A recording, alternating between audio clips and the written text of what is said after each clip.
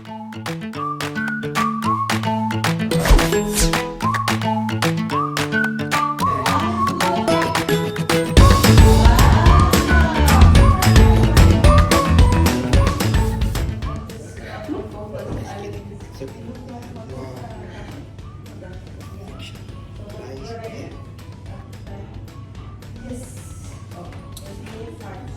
morning everyone, how are you? Good morning, Tashi. Good afternoon. Let me start with the fresh brewed coffee in right front of your eyes because I want to make sure that I'm going to use the perfect temperature of water which is 96 degrees Celsius, and the quantity which I took for this size is 490 ml, and for the coffee I took 27 grams of Ethiopia. And now I'm just getting every part of the coffee fully soaked in the water to extract it completely. And we are almost done. I'm just gonna put the lid back and set the timer for 4 minutes. Now, will you allow me to introduce myself? Yes. My name is Tashi and I'm from Pakistan.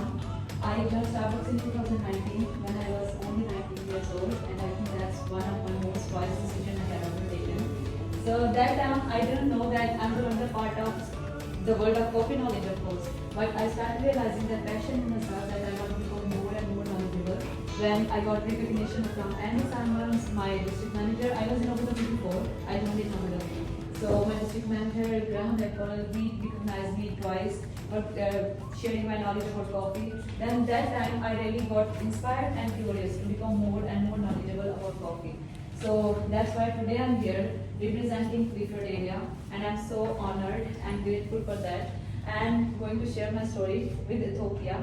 So the reason I chose this beans, this is my latest coffee because it always reminds me of first day in Starbucks. When I entered my store, Khalifa University, my district manager, luckily he was there and he was waiting for me, and I was so nervous to see him because it was my first job and it was my first day of my first job, and I was so nervous. But he made me comfortable by letting me know that I'm not just going to be the employee in a company, but I'm going to be the part of a family, which is Starbucks. So then he himself, he conducted coffee testing with Ethiopia, and that was my first cup of black coffee I have ever had. I never had black coffee before because I'm from Pakistan, so we are more into the tea.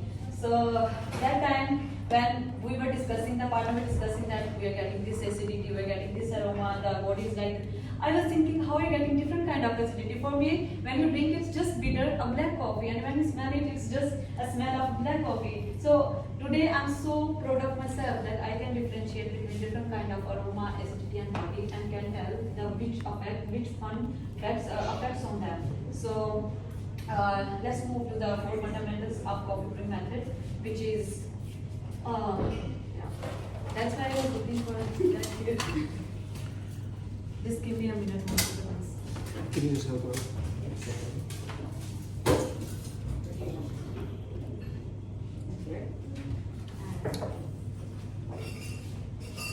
I'm sorry for taking extra time.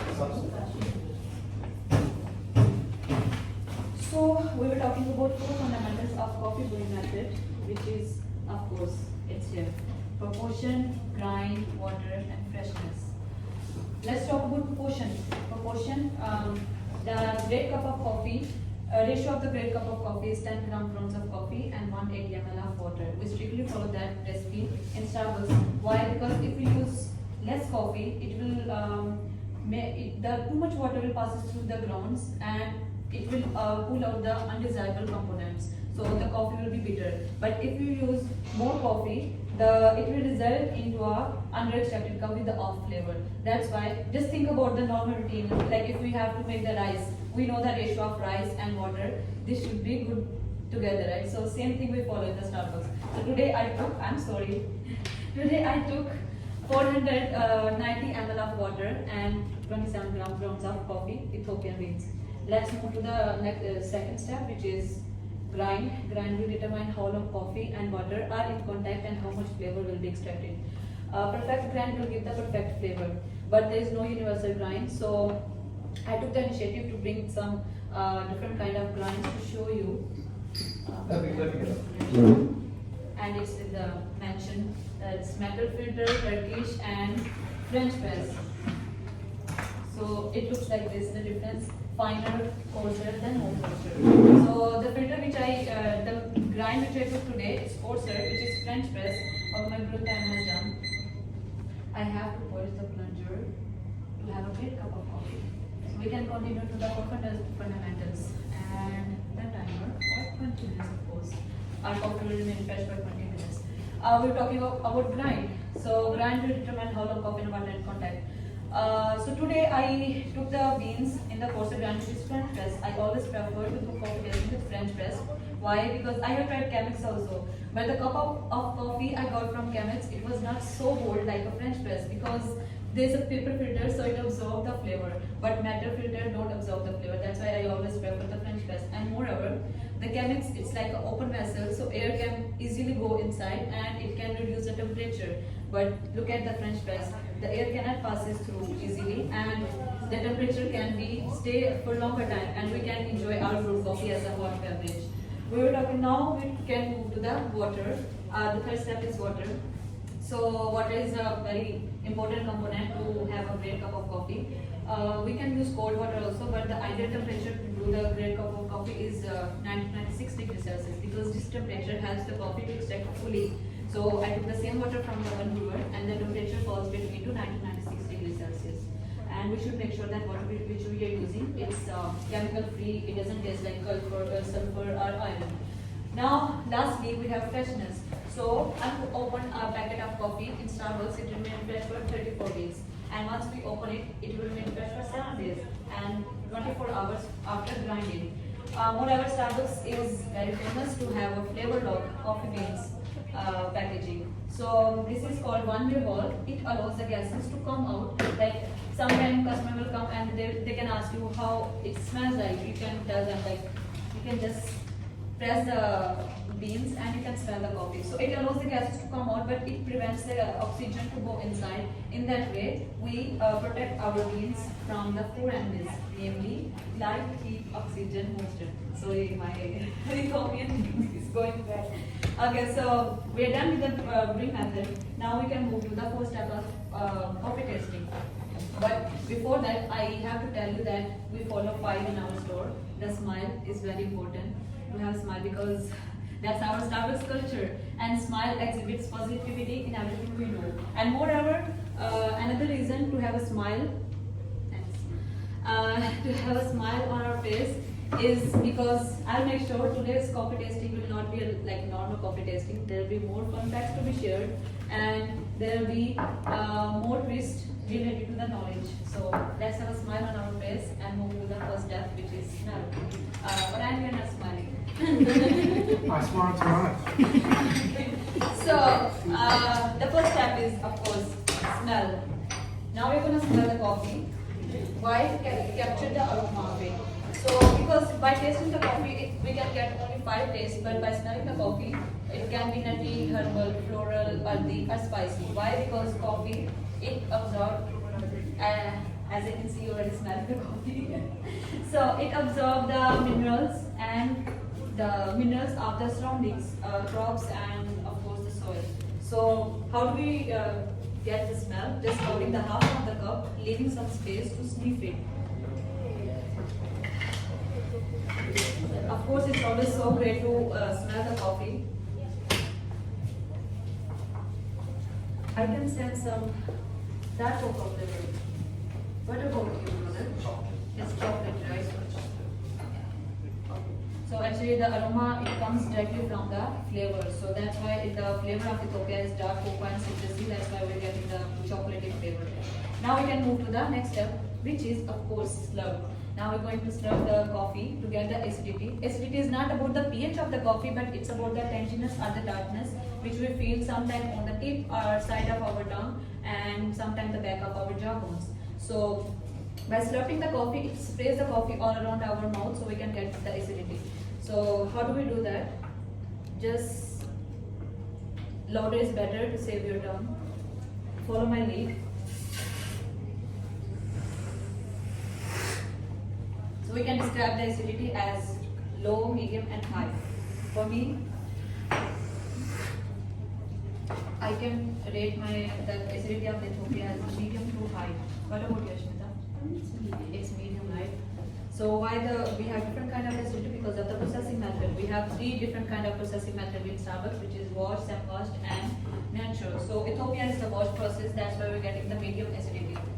So mostly the beans from the medium, what you call this process, wash process, we're getting the medium or high acidity. So mostly that's why Ethiopia is the medium acidity. So now we can move to the third step, which is locate. Now we're going to locate the boldness or the texture or the body of the coffee or the heaviness. The example of that to drink the heavy cream or eating buttery food.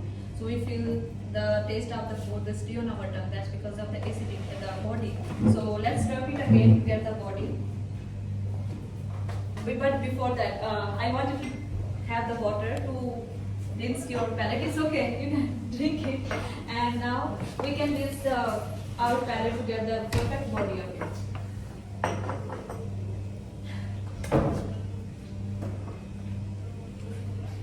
Now we can slurp the coffee again. We can describe the body as light, medium, and full body. Yeah. So for me, it's light to medium. What about you, Pauline? Medium for you. Okay, medium for you. So before we move to the last step, which is described, I took the initiative to let you taste the complement taste flavor of the Ethiopia, which I took the 3 different kind of cheese.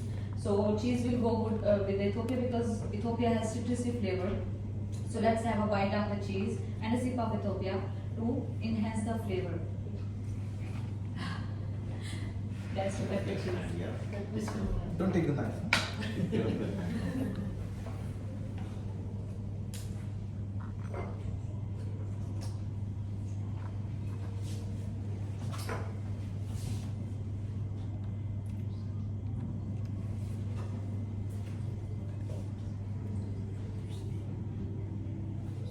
Wow, the magic has exploded. It just suddenly changed the taste of Ethiopia. So for me, I can say it's compliment for me. It balances with each other because there's no more bitterness of the coffee and the cheese flavor also. It really balances with each other. What about you? Can you share your experience? It goes so well. It's good. Okay. So let's move to the last step, which is describe.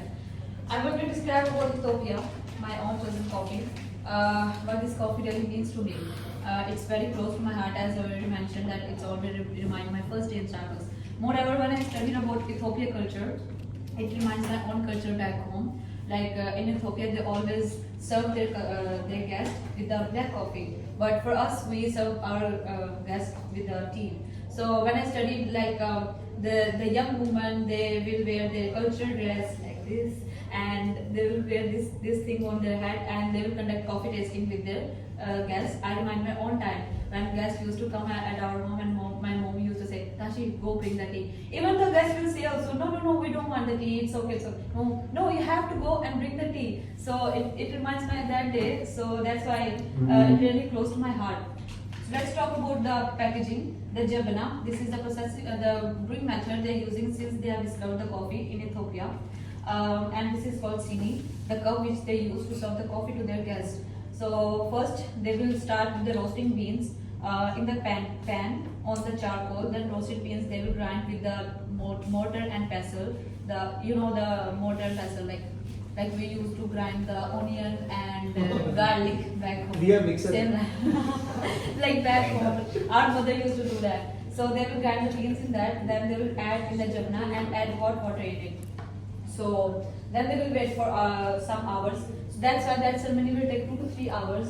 And then during that time we can discuss the things with our guests also.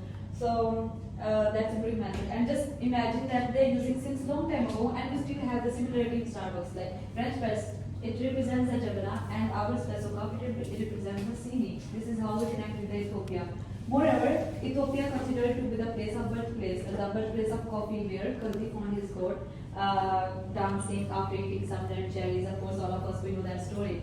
So that's why Ethiopia considered to be the birthplace. And there are 14 growing regions in the Ethiopia, but Starbucks buys only from 3: Yerga Chape, Harar, and Sidamo, because only these 3 growing regions can reach the standard of Starbucks. And Ethiopia is a place which exports only Arabica coffee. There is no Robusta coffee. And moreover, in 2004 we launched our cafe practices program, through which when our cafe practices program it grows, then we open our coffee farmer support center in the capital of Ethiopia, which is in Addis Ababa. And these coffee practices, for coffee farmer support center, it helps us to implement the four fundamentals of coffee practices, which is product quality, social responsibility, economic transparency, and of course the environmental leadership. In product quality, our experts, they will make sure that coffee which you are going to purchase, it reach the standard of Starbucks by doing the cupping process. In that, they will drink the coffee and they will make sure that it's reached the standard of Starbucks. And then we'll talk about economic transparency. In that, our suppliers, they are required to submit the evidence of the payment which they have made through the green deal. And when we talk about the social responsibility, our coffee producers, they are responsible they're responsible to protect the rights of the farmers who work on our farms, and they will make sure that there's no child labor will take place and no one will work more than working hour. And at the end, environmental leadership, our coffee farmers support the coffee producers in Ethiopia. They will make sure that we are taking care of the ecosystem where we live in by making sure that we don't use too much water, like we are not wasting the water, and by making sure that we are using the fertilizers which don't affect the product of the land. And in Ethiopia, our coffee producers, they make sure that our coffee is 100% ethically sourced. We are still 99%, the 1% which is remaining, it's our work with our new farmers to bring them up to the standards to reach the standard of Starbucks. So there are goals for us to make our coffee sustainable, which we achieved. Invest $50 billion in financing for farmers by 2020. We already reached that one, and we're working on the provide 100 million coffee trees to farmers by 2025. And this all our work to make our coffee 100% ethically sourced. When our coffee experts, our coffee farmers, our coffee producers, everyone will be done with their work, then last 10 fields are in our hand. So that's why I said that we personify the mission statement that with every cup, with every conversation, and with every community, we nurture the limitless possibilities of human connection. When you talk about with every cup, there's always a story to tell. From farms to the cup of the coffee which we're serving to the customer. And we talk about the conversation. A genuine conversation should take place between us and customer to have a long life connection with them. And when we talk about community, we are the third place for all kind of customers. Doesn't matter African, Asian, or American. We are serving equally to everyone. And once again, my name is Tashi, and I'm so honored to represent Clippers area. And I would love to hear the feedback from you, and looking forward for another coffee tasting with you. Thank you so much.